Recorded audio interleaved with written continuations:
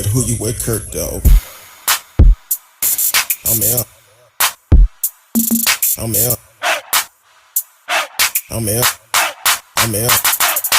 Welcome to Speak On It with who you with, Kurt, though. I'm out. I'm out. I'm out. I'm out. Welcome to Speak On It with who you with, Kurt, though. Welcome to Speak On It with who you with, Kurt, though. I'm out. I'm out. I'm out. I'm out. Welcome to Speak On It with who you with, Kurt, though. Welcome to Speak On It with who you with, Kurt, though. I'm welcome. I'm welcome. I'm welcome. I'm welcome to Speak On It with who you with, Kurt, though. Welcome to Speak On It with who you with, Kurt, though. I'm welcome. I'm welcome. I'm welcome. I'm welcome to Speak On It with who you with, Kurt, though. Welcome to Speak On It with who you with, Kurt, though. I'm welcome. I'm welcome. I'm welcome. I'm welcome to Speak On It. Welcome to Speak On It. I'm welcome to Speak On It. Welcome to Speak On it. I'm welcome to Speak On It. Welcome to Speak On it. I'm welcome to speak. Welcome to speak. Welcome to speak. I'm welcome to speak. I'm welcome to speak. I'm welcome to speak. I'm welcome to speak. I'm welcome to speak. I'm welcome to speak. I'm who you with, Kurt, dog. Welcome to Speak On It with who you with, Kurt, dog. I'm who you with, Kurt, dog. Want to welcome everyone to the show. Facebook, YouTube, Periscope, Twitch, Twitter. D Live is always in the house. Also, we want to welcome Anchor FM. While we're doing the live shows, we are recording for the podcast shows on Anchor. I'm wondering why I couldn't see myself. I didn't have no lights on. Yeah, welcome to the show. We're going to hit up a couple of stories tonight, but we're not going to be on here long because it's been a rough night and have an early morning. So welcome to the show. You can live chat with us in the chat room. Whichever platform you are on, please support the show by liking, sharing, telling a friend that we are live. And also, if you have hearts or whatever you may have on that platform, raise them up. Let's get those numbers up. So tonight, this actually happened a couple of days ago. Ladon Penn. Yeah. I don't know if y'all seen the video, the picture of it. Wasn't a video, but a picture of it, where the brother, I believe his wife, was into a road rage incident, accidentally had an accident or whatever. But she called him about 35 minutes later. He shows up holding the baby and also pointing a gun at the same time. So definitely, I don't know. Okay, that was from earlier. So definitely, we'll talk about that and talk about the charges he faces. Everybody who have a gun shouldn't have one. And then we're also going to talk about Greg COVID Abbott signed that voter suppression bill today in Tyler, Texas. So we're going to talk about that, and then also we're going to hit on a statement that he made about the abortion bill. So we're going to talk about that too. Like I said, we're not going to be on here long, but it will be strong. So you can live chat with us in the chat room, or you can even call in and give us your opinion. But if you call in, please understand that it's a couple of rules you have to follow. Please do not block your number. I would not answer. And also, please be respectful. Not only calling in, but also in the chat, be respectful. Because if not, we'll make sure you're unable to do it anymore. So once again, like I said, welcome to the show. Not sure what's going on with my system, but it's kind of dragging along, but we're going to keep it moving. So this article came out the other day. Gunman hold infant while shooting at 3 women during road rage. Yeah. The Cincinnati Police Department released a screenshot of a road rage incident that resulted in a man shooting at 3 women while holding an infant child in his arm. According to reports, 2 women were involved in a minor car accident on Wednesday. While the collision didn't cause any significant damage to other vehicle, words were exchanged between the 2 drivers. During the verbal exchange, one of the female drivers warned the other woman, "I'm going to go get my man. You better go get him. You better go get yours." Um, so Landon Penn arrived on the scene about a half hour later, before walking into a house. Once the 31-year-old man returned, he appeared with a handgun and was captured on video holding the gun in one hand and a baby in the opposite hand. A screenshot of the video shows Penn pointing his gun at the 54-year-old woman, her 2 female passenger, with the baby still in his arm. Penn allegedly shot the 3 women, and caused the 50-year-old driver to suffer a gunshot wound to the forearm due to a ricocheting bullet. Penn was later arrested by police, who found the 9mm pistol in his possession at the time of the arrest. Penn has been charged with felonies, assault, child endangerment, and having weapon while under disability.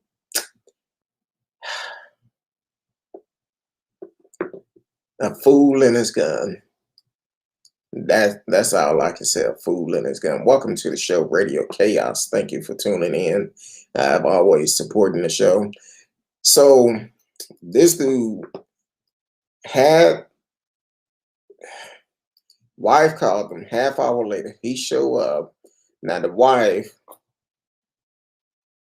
I don't know who she was, but said, "Well, I'm gonna go get my man, and you better call yours. You better get yours." Um, Now, I'm not gonna say no name because, but anyway, she called the man. He shows up with a baby in one hand and a gun in the other hand, and also shot at the women. Now, reason why I say a fool and his gun. First of all, it was a minor accident. Whatever the situation was, y'all could exchange insurance information, not unless you didn't have none. Could have changed insurance information and let them deal with it. It's no use of getting upset. Um, but then you come up there with your baby in your arm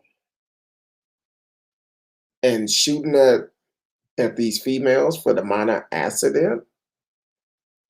And I could just imagine, uh, if that baby don't have hearing damage, because it's a small child.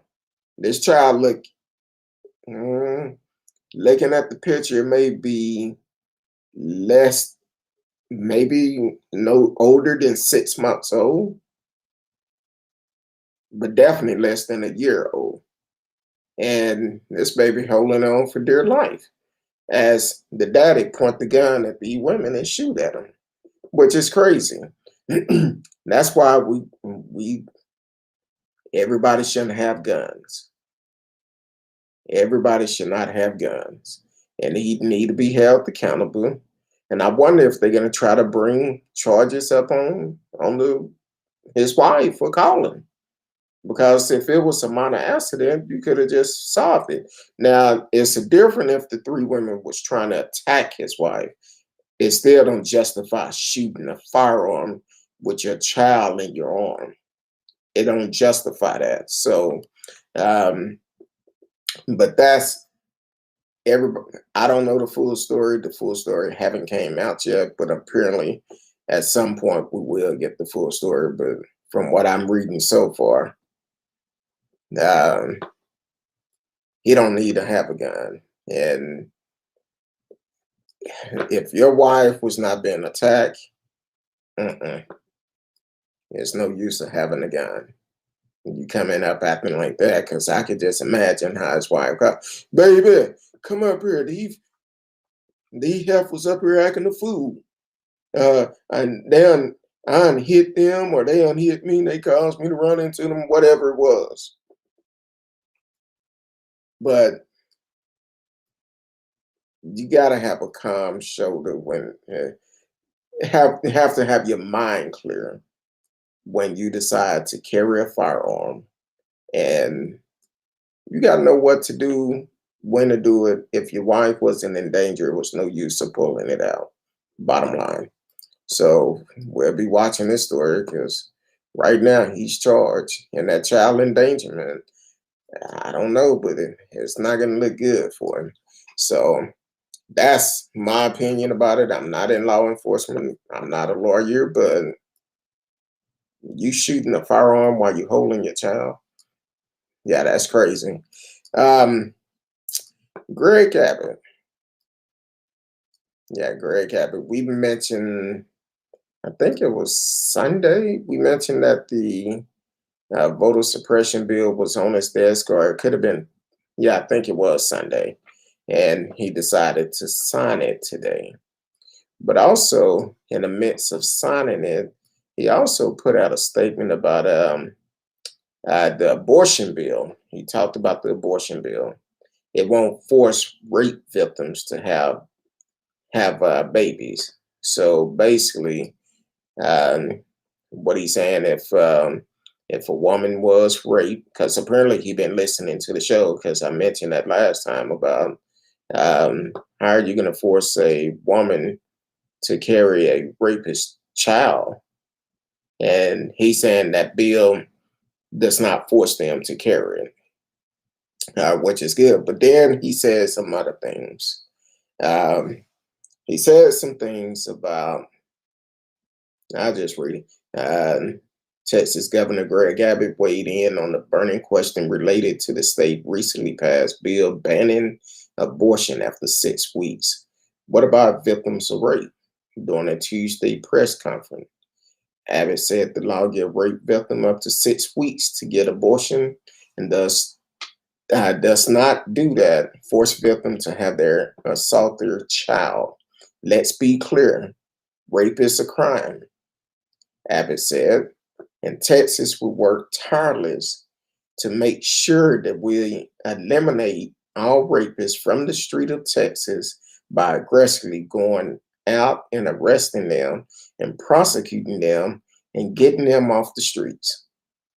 The state of Texas have taken a national beating for the passage of Senate Bill 8, which went into effect September the 1st under the law. Abortion cannot be performed once a fetal heartbeat is detected. As soon as 6 weeks before many women even know they're pregnant. SB 8 allowed private citizens to sue abortion providers or anyone who helps someone get an abortion. Some critics say this world, they basically put a bounty on people's heads and encourage feverish lawsuit. Citizen can be sued for $10,000 or more if an abortion is performed outside of the 6 week period. My thing is, how would they know it been more than 6 weeks? Are you getting a medical records? And or is somebody leaking that information? So I feel that it's still a woman's choice. We should not be able to tell a woman what to do with her body. But Greg did sign this voter suppression bill here in Texas, basically saying it's gonna make it harder to cheat. Now I don't know. It was no proof of anybody voting for Biden to win this election illegal, but we do know there was a lot of people that actually voted for Trump illegal. So he tweeted out today, proud to sign Senate Bill 1 into law, which will uphold the integrity of our election in Texas. Thanks at Senator Brian Hughes and Rep. Murr for leadership on this issue. The law will make it easy to vote and harder to cheat in the Lone Star State. Make it easier to vote and harder to cheat. Well, basically what you're saying, you're gonna and according to this bill, you're gonna remove some, you're gonna make it harder for the minorities to be able to vote because of the large turnout this last November during the election. And so you're going to make it even harder for people can get out and vote. And when he first started talking about it, they was talking about closing some of the polling place in certain neighborhoods, especially down in Houston. We seen in the last election, he actually tried to have one drop-off place for mail-in ballots.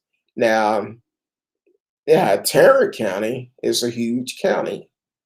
And if you have a drop-off place on the west side of Tarrant County, but all the people on the east side that's doing mail-in ballots may not be able to get out there. So that's not fair. These are the type of games he played last year. He tried to do it. So now he changing the bills where he can do it.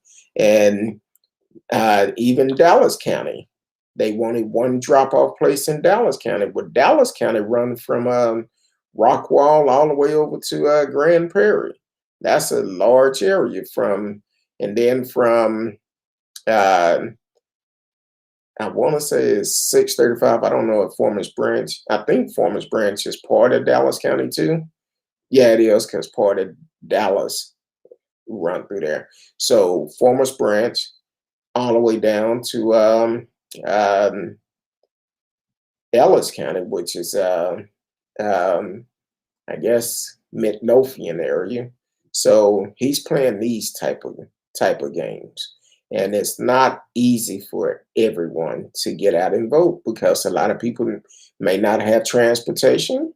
They may not be able to afford the bus service. So these are the type of games he's playing. And that's why, just like I told Dan Patrick last night, start packing your bags because you finna get voted out next year. We're going to vote you out. We're going to change the laws to where it's going to benefit everyone and not just one group of people. Take the laws and move on. That's all you have to do. Trump laws, and that's it. Marcellus, welcome to the show. Thank you for always supporting. Say good evening, everyone. It's the People Show. I appreciate it. Marcellus said, we call that throwing rocks and hiding their hand. How are you going to make voting better while trying to keep people from voting? Because he only concerned about a certain group of people. Trump woke a lot of people up. He woke a lot of people up because what they have done with Trump, they basically have woke up the sleeping giant. Because a lot more people have came out and vote. We've seen in several midterm elections. When was it? All the new records that was broken where some city have gotten their first elected officials. I believe it was Ladon or Frisco. They got their first black mayor, and the other one got their first black female city council. Grand Prairie elected two brothers to city council. So yeah, it's one of those things where he's throwing rocks, hiding his hands, and pretending like he's not doing nothing wrong. But that's how they play this political game.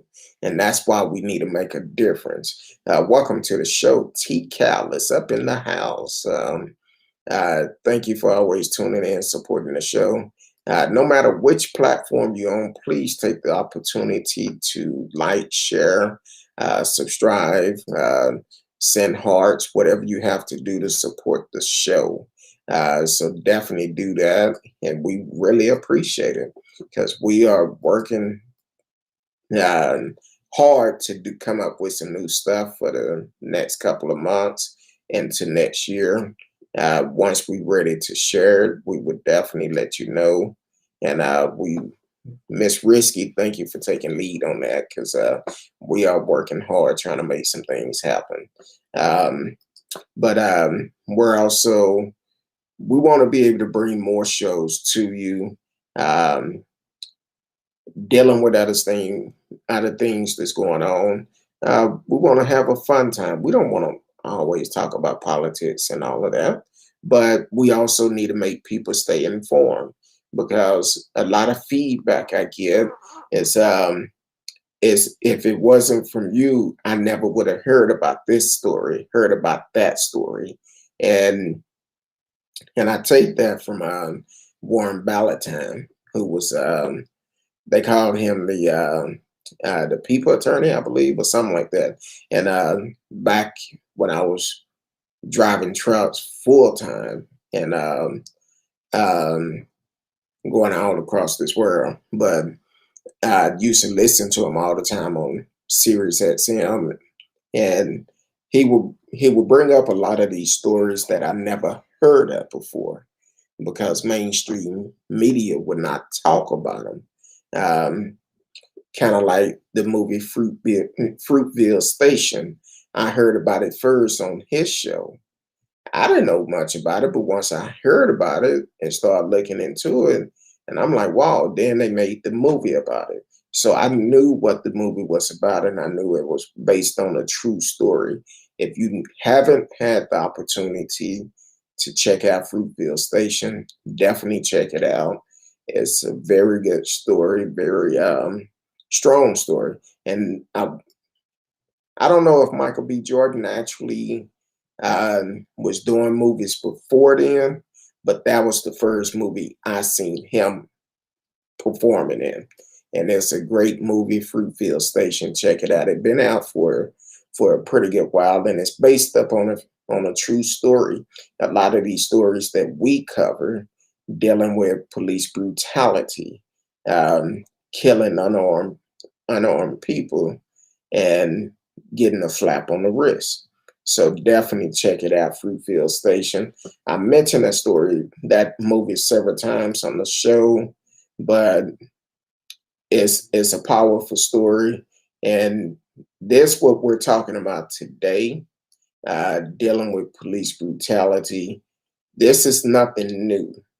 I get comments. People say, "Oh, you talk about this, you talk about that all the time," but at the same time, what's wrong with putting a spotlight on it to make people aware of it? And if you one of those type to say, "Oh, you always talking about this, that, or whatever," I don't want to hear that. Well, you have choices you can make, but you choose to come and listen because what we're talking about is giving people information that you're not going to go to the news outlet and talk about it, hear them talking about it. Because as long as they can keep it under the rug, they don't have to worry about it getting out. So with myself and several other people that actually do this, it's a reason why, because it actually do make a difference. I get stories all the time about different cases, and it's overwhelming sometimes. But I'm dedicated to do it. We do our homework on it, and I tell anybody when they come to me with a story I haven't heard about, I'm gonna check it out. If it don't sound right, I'm not gonna deal with it. I look at everything before I just make a judgment on it. I have to look at every part of it. But some people they like, oh, it's my son, it's my daughter, it's my cousin, it's this, that, or whatever. But once you start looking deeper into it, you start realizing, hey, the hand wasn't all that clean.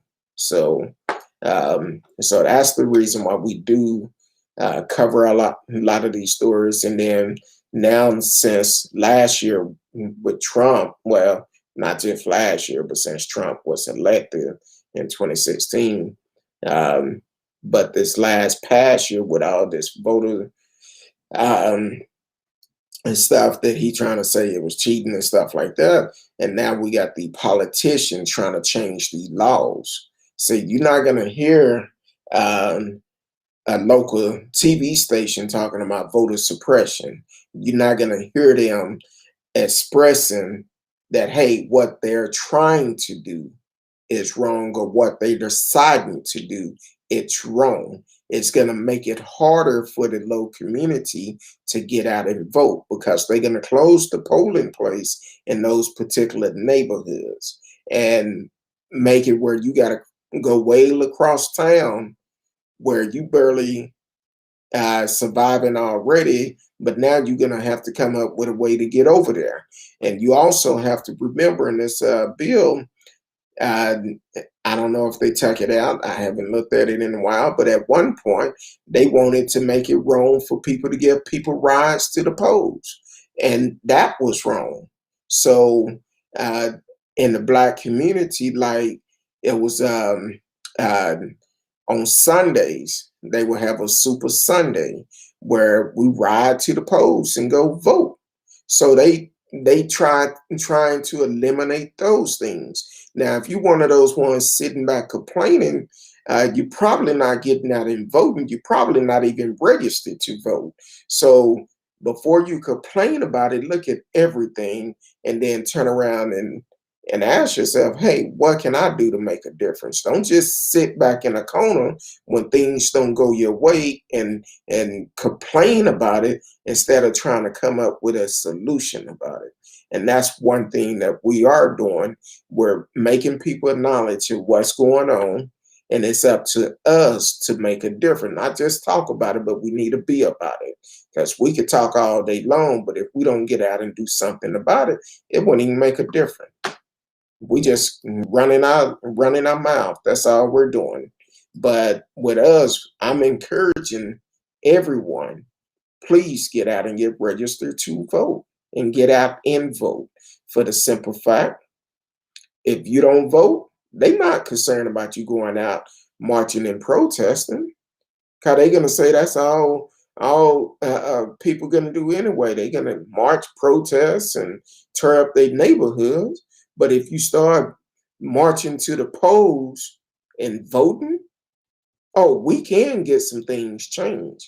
We can get some laws changed, but it's going to take more than just a handful of folks. It's going to take all of us to do it. So yeah, we definitely need to continue to get out and vote, get registered to vote. Like I said, I didn't sleep good last night. Woke up 3 o'clock this morning. I'm not didn't sleep good, and I have an early morning tomorrow because gotta hit it. So, but tomorrow night we should be back tomorrow night if the good Lord say the same. I appreciate y'all for tuning in, and until tomorrow night, peace.